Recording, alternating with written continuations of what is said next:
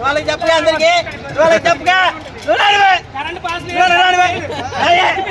మేకల మందులోకి వెళ్ళాలి రాయడవా మేకల మందు చచ్చిపోయింది జీవితం అంతా మా అమ్మ ఈ గోల్ తంగేసింది మేకల మందు మన గోల్ నా ఆస్తి చేసుకున్నాడు ఎందుకు చూడు